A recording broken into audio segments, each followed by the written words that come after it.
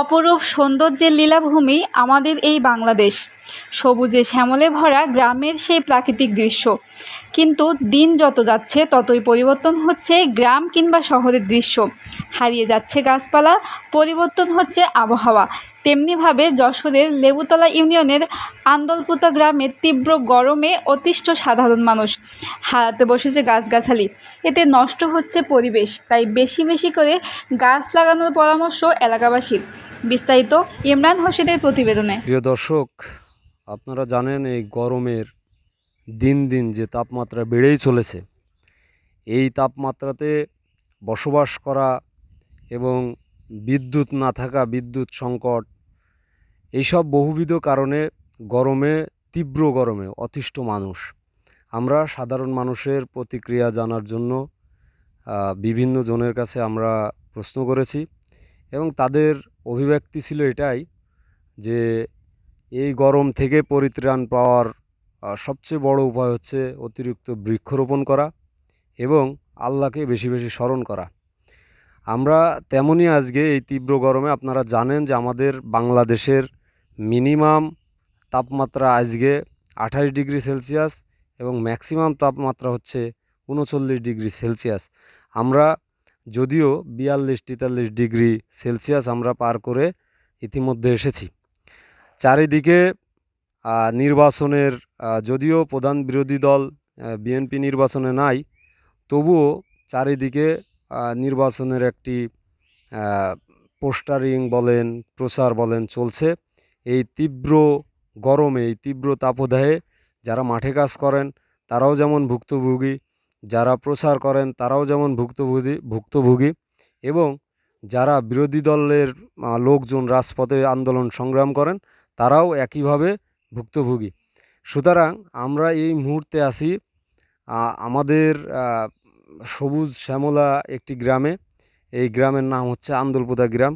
এই গ্রামের একজন সম্ভ্রান্ত মুসলিম পরিবারের বড় সন্তান, ওনার নাম তোফাজ্জল হোসেন।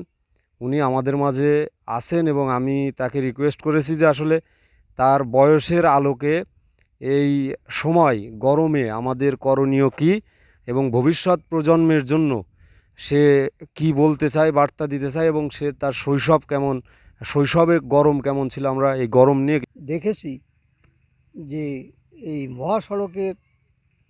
মহাসড়কের দুই সাইড দিয়ে যেসব বড় বড় বৃক্ষ ছিল, বড় বড় গাছ ছিল, এই গাছগুলো কেটে ফেলা হয়েছে।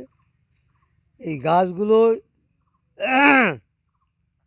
যদি আজ থাকতো, শৈশবে মহাসড়কের দুই সাইড দিয়ে যেসব বড় বড় গাছগুলো ছিল, সেই গাছগুলো গরমের তীব্রতা কম হতো।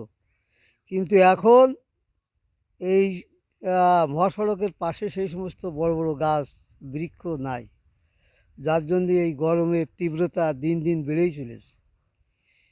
তো এই গরমের তীব্রতা একমাত্র কমাতে পারে সেটা হচ্ছে যে বৃক্ষ রোপণ করতে হবে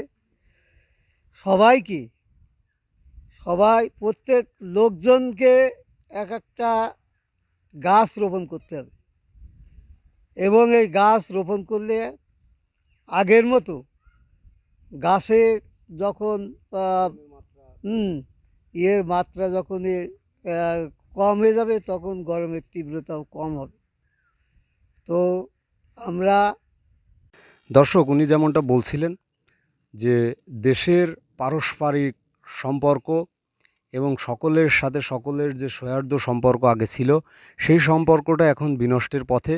পাশাপাশি মহাসড়কের গাছ কেটে ফেলা এবং যে পরিমাণ গাছ কাটা সেই পরিমাণ বৃক্ষরোপণ না করার কারণে আজকে গরমের তাপমাত্রা বেশি এবং বর্তমান সময় আমরা অত্যন্ত তাপদাহে আমরা এই গরমে অতিষ্ঠ জীবন পার করছি।